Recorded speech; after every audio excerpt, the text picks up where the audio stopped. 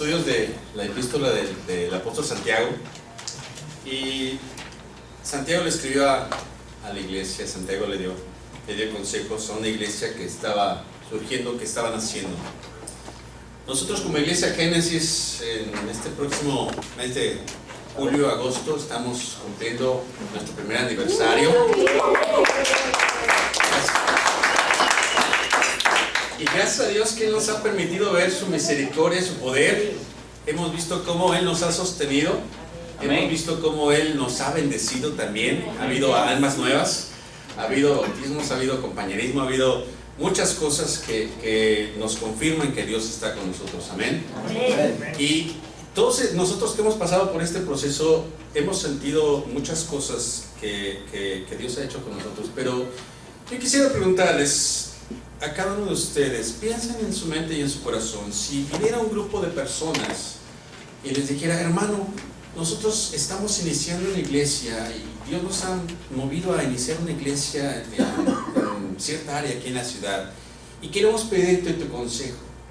En 10 palabras, danos un consejo para nosotros, una iglesia que se está formando. ¿Cuál sería nuestro consejo? ¿Cuál sería tu consejo, hermano, hermana? ¿Cuál sería tu consejo para esos hermanos que te dicen: queremos abrir una iglesia? ¿Qué consejo nos das? ¿Cuál sería? Quisiera que algunos levantaran su mano y que participaran. 10 palabras, danos un consejo. Obediencia. Busca la voluntad de Dios. Busca la voluntad de Dios. Amor. Amor de los unos para con los otros es necesario. ¿Sí? Compañerismo. ¿Sí? Mantener la unidad. Mantener la unidad. ¿Sí? Son muchos consejos que les podemos dar a una iglesia. Santiago le está dando, en su carta, le está dando muchos consejos a la iglesia de Dios. Santiago está escribiendo su carta y les dice: hermanos, ¿se acuerdan lo que vimos en el capítulo número 1? Aquellos que hemos estado leyendo la epístola de Santiago, que el consejo que les da en el capítulo número 1, ¿cuál es? Soportando las pruebas, ¿sí? Que tengamos paciencia en el momento de soportar la prueba, porque vienen tentaciones, y las tentaciones no vienen de parte de Dios, sino de quién vienen las tentaciones.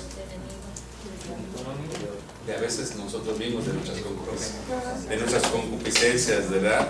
Y el segundo consejo que les da Santiago en el capítulo número 2, ¿cuál es? En el capítulo número 2, ¿cuál es el consejo que da Santiago? Ser hacedores y no errores. Ser hacedores de la palabra, que no seamos parciales, sino que a todos los tratemos con igualdad, que mostremos nuestra fe por medio de ¿qué? De nuestras obras, ¿sí? Y hace 8 días también vimos un consejo de cómo debemos de comportarnos. Estaba hablando el pastor de un consejo muy interesante. ¿Cuál es? Cuidar nuestra lengua, cuidar lo que hablamos, ¿verdad? ¿Sí? Cuidar qué es lo que nosotros decimos, porque muchas veces lo que decimos llega a afectar positiva o negativamente a las personas. Decían en la clase, una de las participaciones decía: muchas veces lo que decimos puede ser o basura o un tesoro. Entonces debemos de cuidar lo que decimos. Y el consejo que da ahora Santiago va escribiendo su carta, y el consejo que da ahora Santiago a la iglesia pudiera parecer un poquito duro, pudiera parecer un poco, incluso hasta rudo decirlo, cómo lo escribe Santiago, pero sabemos que es inspirado por parte de Dios, y Dios está dando ese consejo a la iglesia a través de Santiago. Y Santiago va directamente al meollo del asunto en este momento. Santiago le está diciendo a la iglesia cómo debe de comportarse. Y muchos han tildado a Santiago como el hermano incómodo, porque es muy sincero, pero no es grosero, ¿sí? A veces nosotros decimos: es que yo soy tan sincero que digo las cosas así de golpe, y llegamos a ser groseros, a ser rudos, duros, y llegamos a decir las cosas con dureza pero sin amor. Y nuestro hermano Jonathan nos enseñó en la mañana que debemos de ser duros, pero ser duros con amor. Y es una combinación difícil. Es una combinación difícil porque se requiere sabiduría de Dios. Es algo que también viene en el capítulo 3 de Santiago, que debemos de pedir sabiduría de Dios. Y hoy vamos a analizar 4 preguntas. 4 preguntas que nos da Santiago, que nos hace Santiago en el capítulo 4, versículos 1 al 10. Y yo quisiera que vayamos rápidamente a la epístola del apóstol Santiago, capítulo 4, versículos del 1 al 10.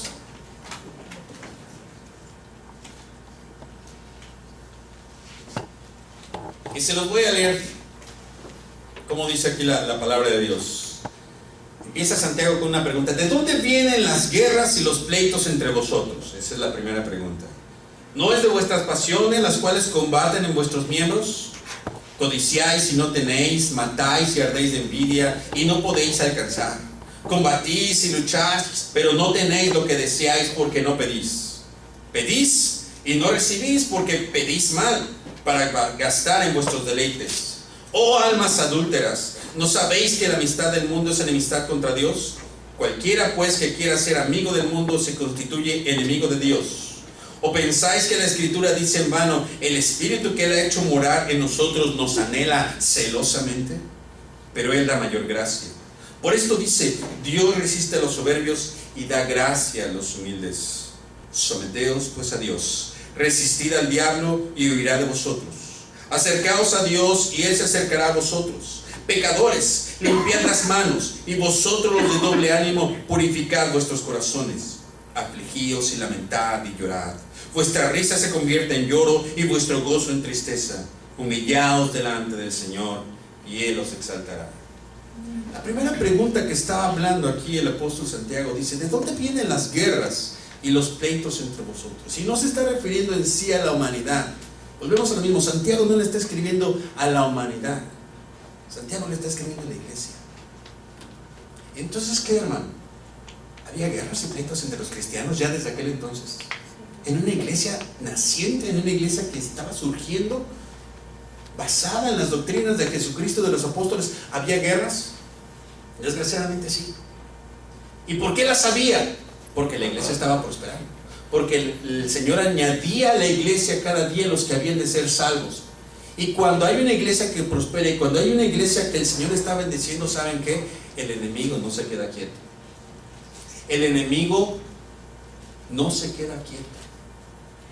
El enemigo ve las iglesias que están prosperando. El enemigo ve las iglesias que están creciendo. El diablo ataca ese tipo de iglesias.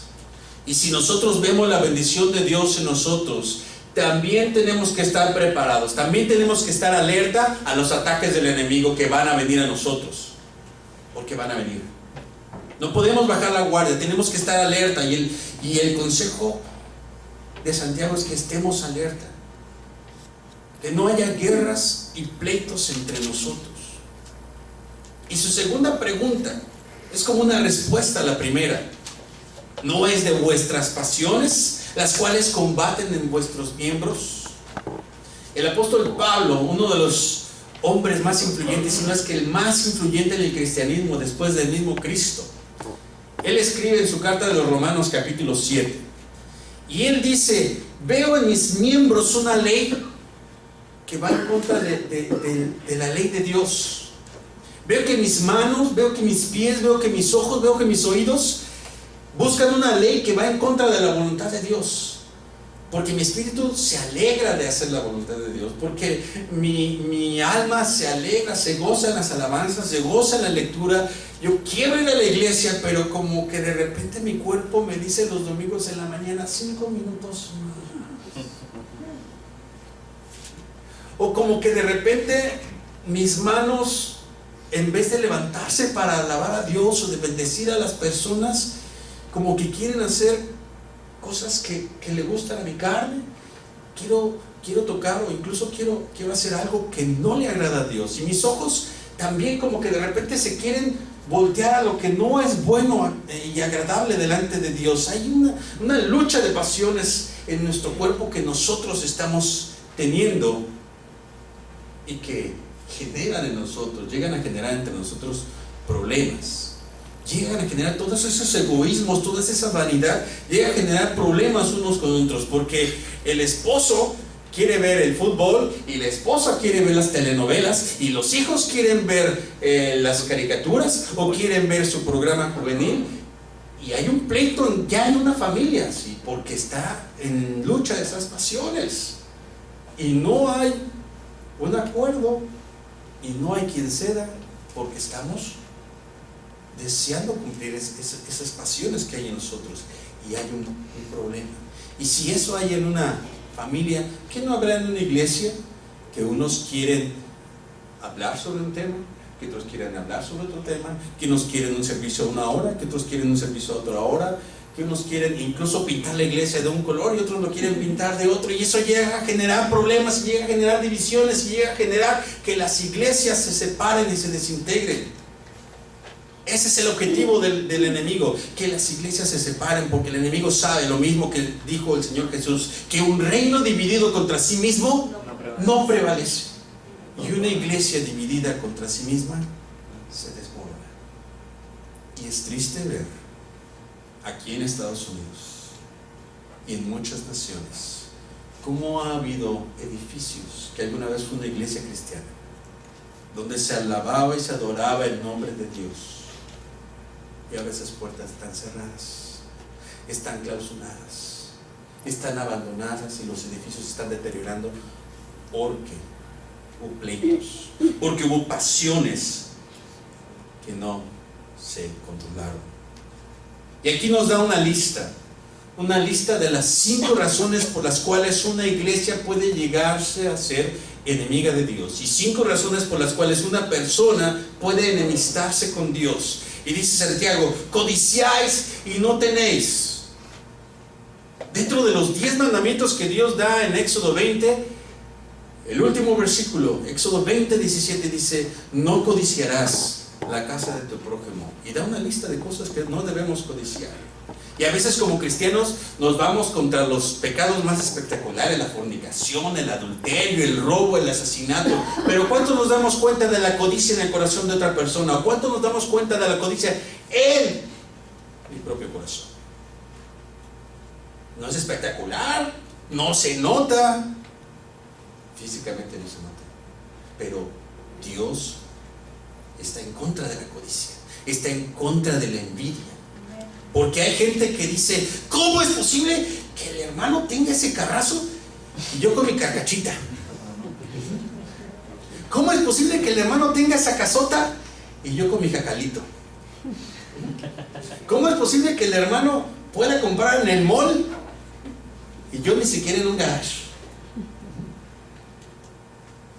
Y llega esos pensamientos a anidarse en nuestra mente y en nuestro corazón, y llegan a echar raíces que amargan nuestra existencia. Y la codicia, la envidia, es como un veneno que yo me tomo esperando que la otra persona se muera. Y eso no va a pasar, porque el daño me lo estoy haciendo yo. Y aún así Dios cuida de mí. Y Dios no quiere que yo tenga codicia. Dios quiere que todos esos pensamientos los ponga a sus pies y diga: Señor, si esto está mal delante de ti, quítalo de mí. ¿Sí? Y después dice: matáis y ardéis de envidia. Y no habla de que hubiera asesinatos, no habla de que hubiera homicidios en la iglesia. Simplemente habla de que aquellos que tenían envidia, de que aquellos que tenían codicia, empezaban un rumor falso contra cierto hermano, y destruían, mataban su reputación, mataban su testimonio, mataban la amistad. Había una separación, porque eso es matar, separar. Y aún así, cuando ellos lograban destruir la reputación de ese hermano, aún así no se les quitaba la envidia, no se les quitaba el enojo. Combatís y lucháis, dice Santiago. Están ahí peleando y peleando y peleando, y lo más triste es que llegaron a pelearse entre cristianos en un tribunal pagano. En 1 Corintios capítulo 6, Pablo está acusando a la iglesia y le dice: ¿cómo es posible que ustedes entre cristianos se estén llevando a juicio entre los paganos? ¿Cómo está eso? No es posible que tú estés levantándole una demanda a tu hermano en un juicio entre paganos. ¿Que no hay una manera mejor de arreglarse delante del Señor? Pero ahí estaban ellos demandándose unos a otros por la cuestión que sea. Si nosotros como cristianos, si Dios nos ha salvado y Dios nos ha rescatado y ha puesto en nosotros el Espíritu Santo, ¿saben qué? Cada uno de nosotros estamos llamados a juzgar al mundo y a juzgar a los ángeles. Así dice la palabra de Dios. Estamos preparados para juzgar a los ángeles. ¿Cómo es que entonces nos sometemos a un juicio entre paganos? Y Santiago dice, esto no debe de ser así.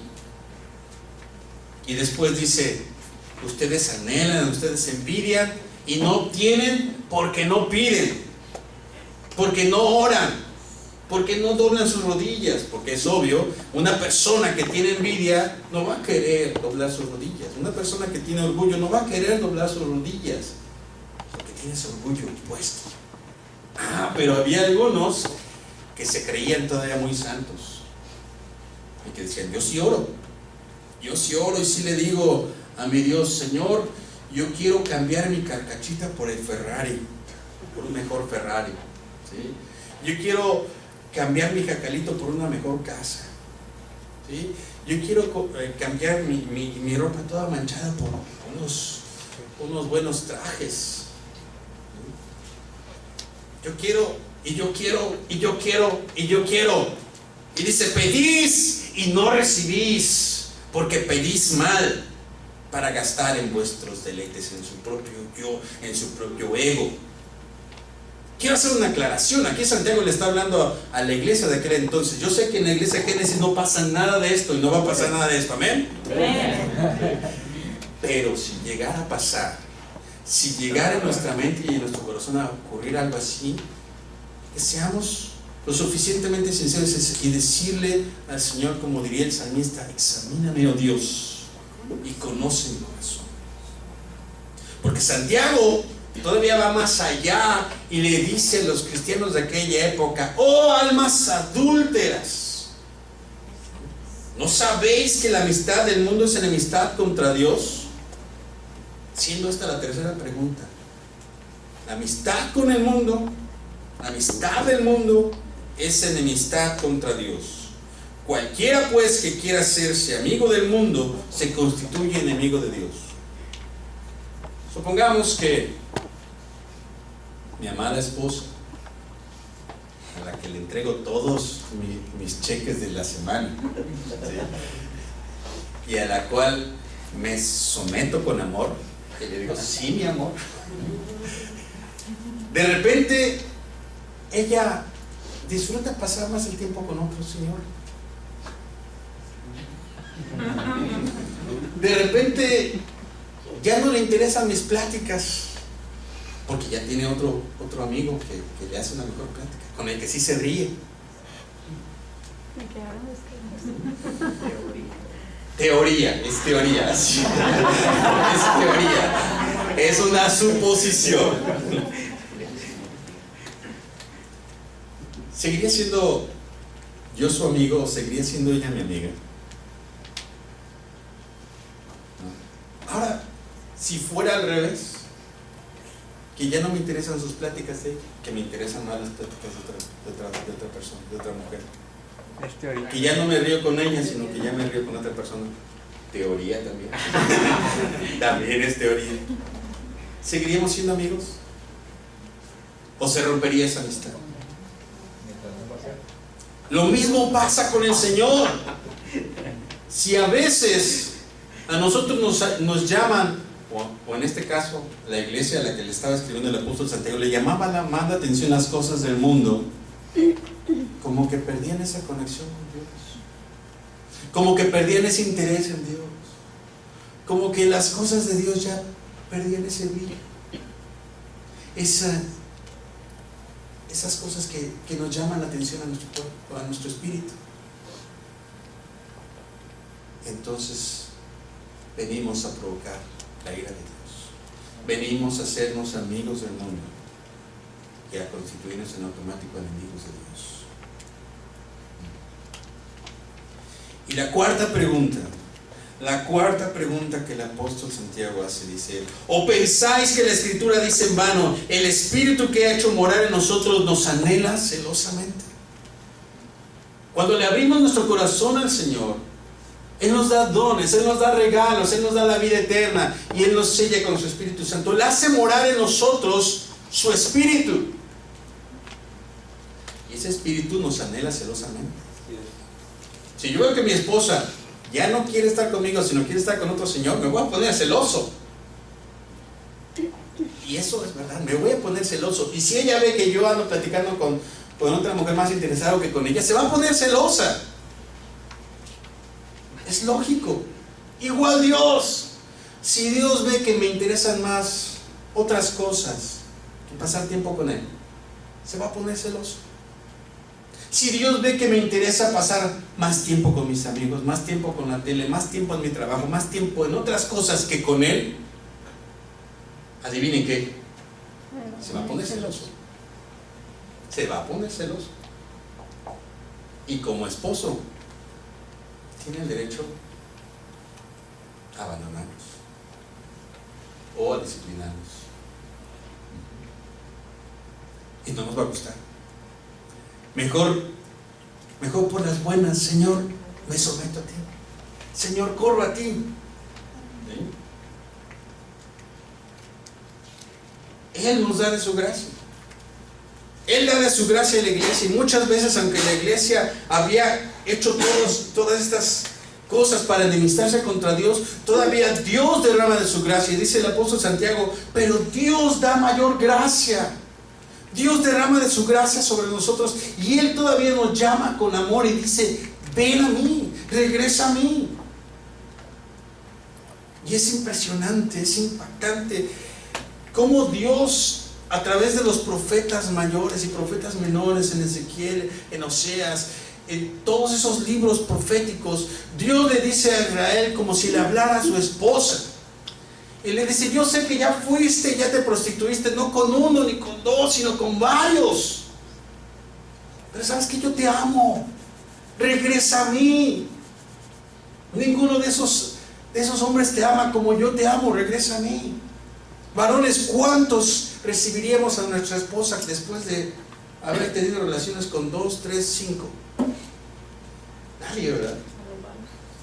Porque nuestro amor no es tan grande como el amor de Dios. Es incomprensible, no lo podemos entender como todavía muchas veces, habiéndonos olvidado de Dios, Él todavía con amor nos llama y nos dice, regresa.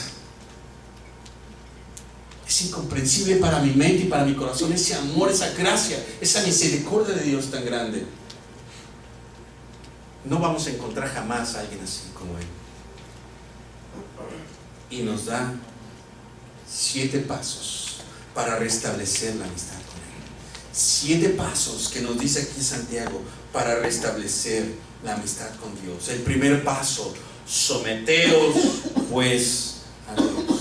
¿Qué es someterse a Dios? Meterse debajo de Dios.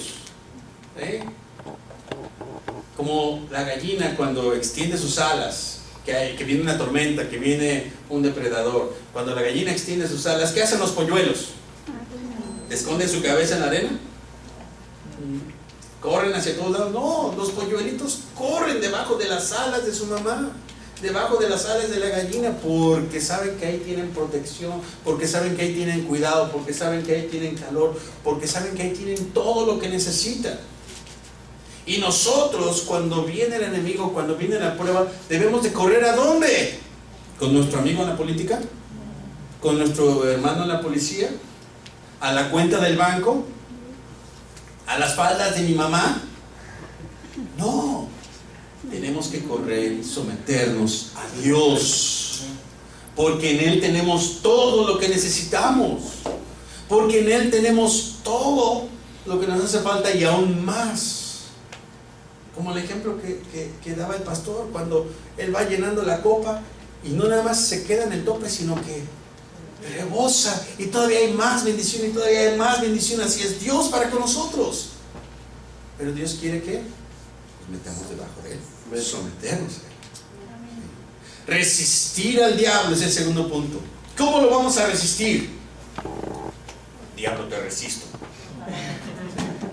Con la palabra de Dios. Cuando Jesús fue tentado, porque acuérdense lo que decía el pastor en la primera lección de Santiago, la tentación no es pecado. El ser tentado no es pecado. El pecado es caer en la tentación. ¿Sí? ¿Cómo resistió Jesús a Satanás? Escrito está: al Señor tu Dios adorarás y Él solo servirá. Escrito está: no solo de pan vivirá el hombre. Escrito está, escrito está, escrito está. Y Jesús no fue y le dijo: a ver, espérame tantito, déjame buscar en mi iglesia, en mi Biblia, ¿dónde era el versículo? ¿No te acuerdas, Satanás? No. No, ¿qué es lo que hacía Jesús? Memorizaba la palabra de Dios. Memorizaba la escritura. La guardaba en su mente y en su corazón. Porque Él no sabía cuándo le iba a ocupar. Él no sabía cuándo le iba a necesitar. Él siempre estaba preparado para presentar defensa con mansedumbre ante todo aquel que pidiera cuenta de su fe. Y así también nosotros. No sabemos que aquí a la vuelta de la esquina el enemigo va a querer atacarnos. Y nosotros no vamos a ir corriendo: pastor, ¿en dónde dice ese versículo? No, tenemos que memorizar la palabra de Dios. Tenemos que estar preparados para resistir los ataques del enemigo. Tenemos que ponernos toda la armadura de Dios. ¿Sí? Y si alguien no es cristiano, pues puede empezar con la salvación, con el casco de la salvación. Puede hoy mismo él entregar su vida o ella entregar su vida al Señor y entonces encontrar protección delante de Dios. ¿Sí? Y tenemos que acercarnos a Dios todos los días. Tenemos que estar cerca de Dios. Dice: acercaos a Dios y Él se acercará a vosotros. ¿Sí? Tenemos que vivir lo más cerca de Dios posible. Lo más cerca de Dios. Caminar de la mano con Dios todos los días para ser agradables delante de Dios. El patriarca Enoc caminó con Dios y dice la Biblia que tuvo testimonio de caminar con Dios. Tan cerquita caminó con Dios que no tuvo que morir. No murió. Se lo llevó jovencito, bien jovencito, a los 365 años. Para la época era jovencito. Vivió 1 año de años, 365 años. Pero es que vivió tan cerquita de Dios que algunos dicen que estaba tan en la presencia de Dios que Dios le dijo: ¿sabes qué? Ya no regreses, quédate aquí conmigo, me agrada tu presencia, me agrada platicar contigo. Y Enoc dijo: sí, es cierto, a mí también, aquí me quedo. Y nadie lo encontró jamás. Nadie lo encontró jamás. De tan cerca que vivió con Dios. Y Moisés, cuando estaba en la presencia de Dios en el monte Sinaí, se notaba que había estado en la presencia de Dios porque su rostro brillaba. La gente lo veía como que se tapaban los ojos porque: Moisés, tu rostro brilla. Y no es la crema que te pusiste, no es el bloqueador que te pusiste, es la presencia de Dios en tu vida.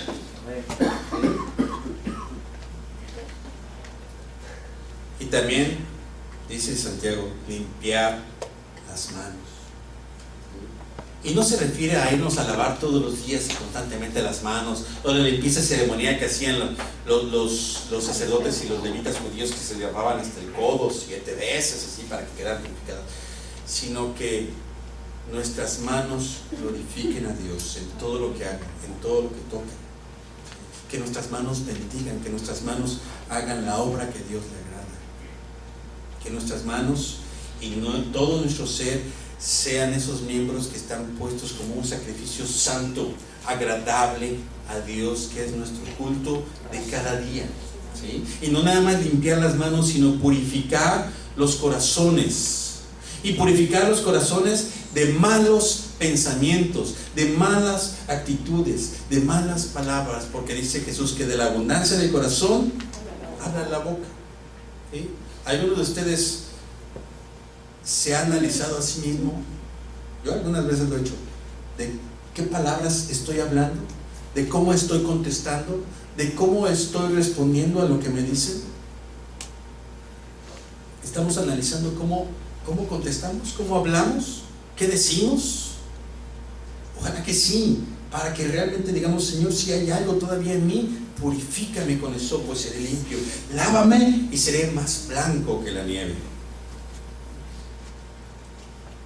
El siguiente punto que aunque parezca un poquito raro, pero vemos que en la palabra de Dios está así constantemente: afligirse, lamentar y llorar.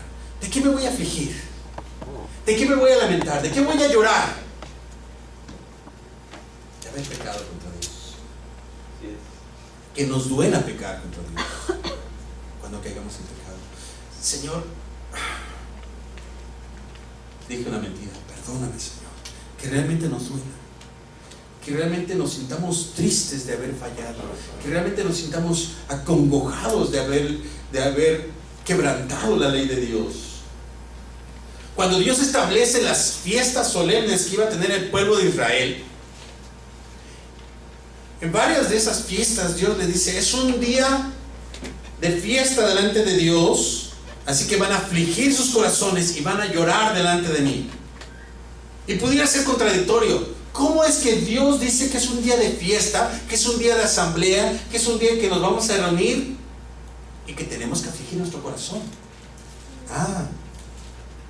Porque cuando lo hagan, entonces van a purificarse. Cuando realmente se aflijan por su pecado, van a honrar mi nombre, y yo los voy a visitar y yo los voy a bendecir. Y el último punto, el último paso engloba todo esto: humillarse delante de Dios.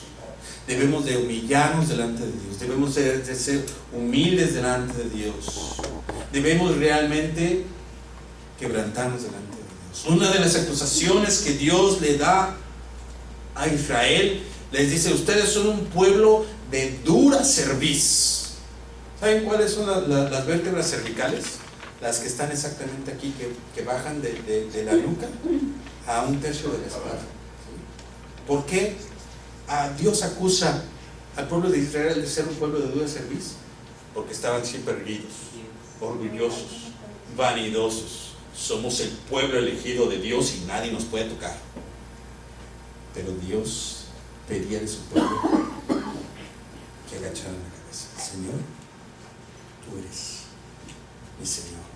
Que realmente la cerviz se humillara delante de Dios, que realmente fueran humildes delante de Dios. Pero eso les pasaba a los judíos, a nosotros no nos pasa, ¿verdad? Con nosotros no hay ese problema. Pero si lo hubiera, tenemos el consejo de Dios: acerquémonos pues confiadamente al trono de la gracia, para alcanzar misericordia y hallar gracia para el oportuno socorro. Dios nos está aconsejando y nos está advirtiendo algo que no está pasando en la iglesia quizás todavía, pero que no esperemos a que pase,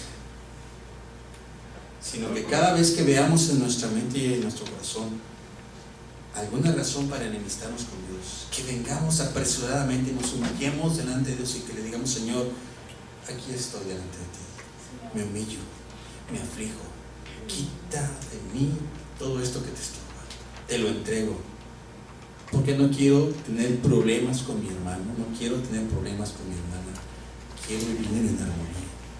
Que realmente esos consejos que le podamos dar a una iglesia en recién formación sean de todo corazón, y que les digamos: hermano, un consejo: no tengan amistad con el mundo, tengan amistad con Dios. ¿Sí? Vamos a orar.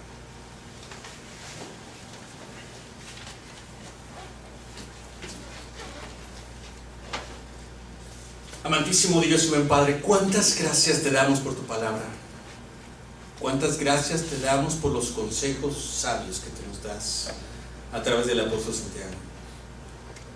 Y quiero rogarte en esta hora, Padre, que si hay en mi corazón o en el corazón de alguno de mis hermanos alguna raíz de amargura, tú la quites, Señor, tú la arranques. Ponemos nuestra mente y nuestro corazón, todos nuestros pensamientos a tus pies,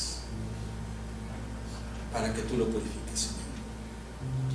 Y si hay alguien aquí en esta hora, o si hay alguien que en algún futuro verá este video y que no te ha aceptado como Señor y Salvador, que hoy en este día, en esta hora, esa persona pueda abrir su mente y su corazón delante de ti y aceptarte como Señor, y que pueda decir: Señor, yo he caminado lejos de ti, pero hoy quiero aceptarte como mi Señor y mi Salvador. Yo hoy quiero vivir bajo tus alas. Yo hoy quiero someterme delante de ti. Quiero humillarme delante de ti. Quiero que tú limpies mis manos y que purifiques mi corazón.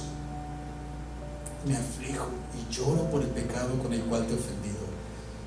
Y quiero que tú me limpies y quiero que tú seas el Señor de mi vida.